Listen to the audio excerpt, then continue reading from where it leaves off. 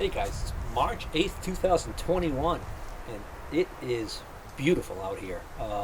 Yesterday and the day before, it was freezing cold, and today and tomorrow, we're looking at an unusual warm up, and going to get into the 50s today, maybe even hit 60 today or tomorrow, I forget which. It's a little bit of a breeze, but other than that, it is fantastic. The New England weather.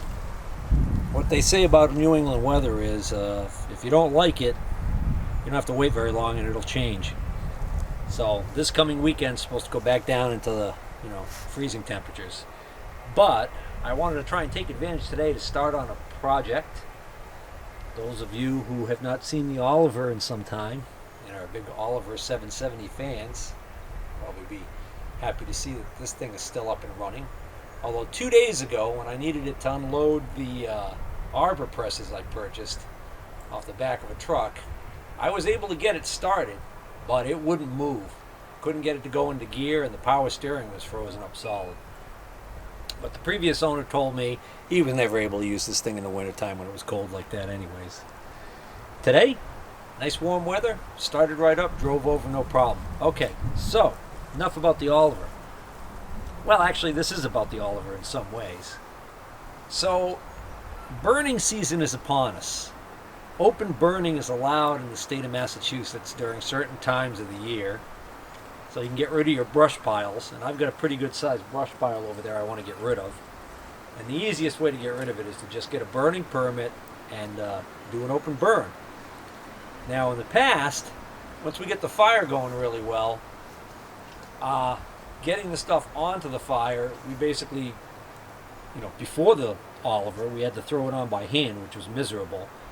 Then we get the Oliver, load is pretty good size. We throw stuff in there and I can drive up and drop it right onto the fire. At one point, I made some extension forks so that I could get in there and drop a big load onto the fire, and that failed fairly quickly. They bent. They pretzeled. I mean, like nothing. Matter of fact, I still have a piece here of the material that I used to make those forks. What this is this is actually from a roll-around staging that I had that was bent. So I cut out some straight parts, and I made a couple of forks to stick out from the front of the loader, and the part of the fork here that the part of this leg that actually had a sharper point for sticking into the casters is actually what I had on the front there, so you can stab right into the pile. The problem is, as thick as this and strong as this stuff appears to be, once you put enough load on it, it just bends. So I need something beefier than this. So steel isn't cheap. So this is the old backhoe, the multi-hoe that I had years ago. And a few years back, I started scrapping this, cutting metal off of it and hauling it to the scrap yard. And then I stopped because it occurred to me the scrap yard was giving such a small amount of money for the steel I was bringing. And I was looking at some of these pieces on here, and I was like, boy, if I cut those sections out, that's some good usable steel that I could use for projects. So I had stopped stripping stuff off of this. I had already used some pieces off of this for some little projects. For example, this is what I call the mini crane. And essentially it's just a thing that I made up that I can slide that open mouth there right onto the lower lip of the bucket on the front end loader. This is actually a section of the boom from that old backhoe that I cut out. This was cut open because that's how somebody had accessed one of the hydraulic cylinders for a repair. They just cut a big old hole in the side of it. Anyways, and then attached to that piece right there is actually one of the two parts that actually was on top of the arms for the loader. So that's like box construction steel, really nice and strong, and that gives me a little bit more extension there. So when I slide that on to the front end loader, and then I got that sticking out, that's the perfect tool for me to be able to lower stuff down the bulkhead into the basement. Heavy stuff like, you know, parts to the milling machine when I was moving that. Anywho, I haven't used that in quite a while. So if I wasn't using that right there on this, you know, doohickey, I would probably see if I could locate the other one of those in my scrap pile and take the two of those and modify those and use those as my forks. But I am using that. So I'd rather not cut that up. Plus it's not exactly what I want. So then I was thinking, well, I could cut pieces of steel and weld up some stuff out of that frame that we were just looking at. But that's a lot of extra work, considering I don't need to do that because right over here, doesn't look like much, but in that mess right there, underneath that table off of a milling machine, are the two stabilizer legs off of that multi-hoe. In other words, these doohickeys right here on the Oliver, okay, only they're bigger and heavier duty because they came off of that multi-hoe, which is a big machine. So anyway, what I want to do is I want to dig those out and get a look at them, because I think I can cut out a section of that and make two really sturdy, almost like pallet forks to go on the front of the loader and use that for my brush burn and other things.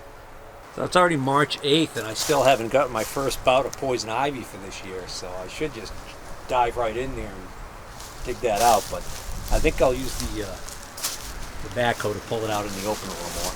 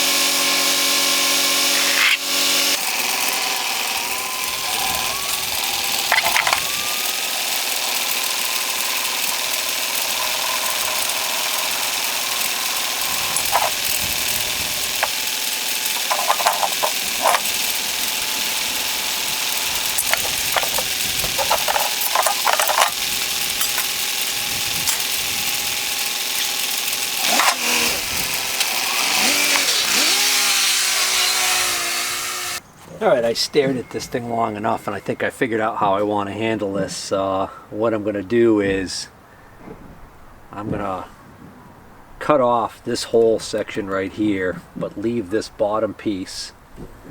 So I'm going to use the bottom plate, the plate that's opposite this on the bottom side. That's going to be the bottom of my forks. I'm going to leave a little bit of the side material on there because that's going to help stiffen it. This will be the end of the fork down here. Then the side that's going to slide over the lip of the bucket is going to be this side over here. So I'm going to get this foot pad off, but this pin is seized in there, so that's going to be a bear. But for starters, I can cut off these ears right here, and rather than haul my plasma cutter, which I probably am going to use on some of this job, but for now I think I can start attacking this with my cordless angle grinder. Might take a while, might not be as quick, but it'll probably give me a cleaner cut. Less slag.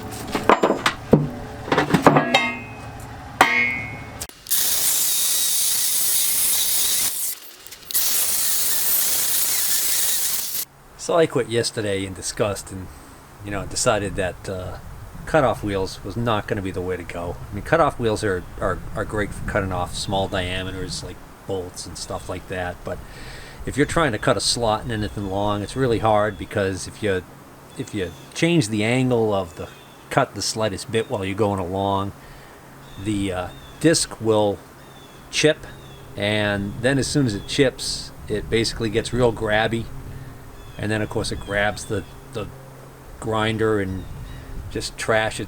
They just implode. So it's not the best way to handle something like this, where you can't do a perfectly straight line.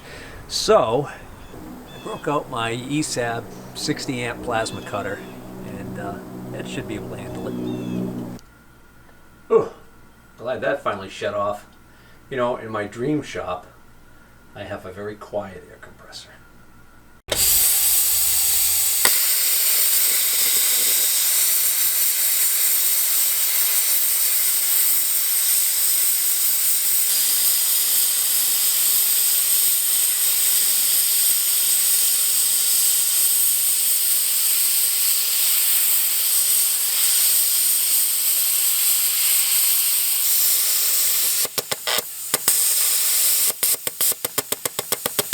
I was wondering why I was having so much trouble.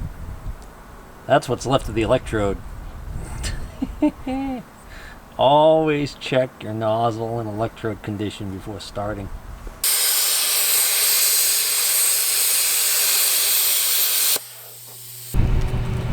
Well, I don't know at what point the camera battery died, but so I cut that one side, and that allows me to slide that whole foot off. So now I don't even have to cut the other side, which is nice. That can just go right in the scrap pile. Actually, with that loop in it right there, that might make a nice little boat anchor. Anyways, that pin is seized in there. I'm going to try and see if I can get it to move at all. I'm not going to try too hard, though. I think it's really seized in there for good.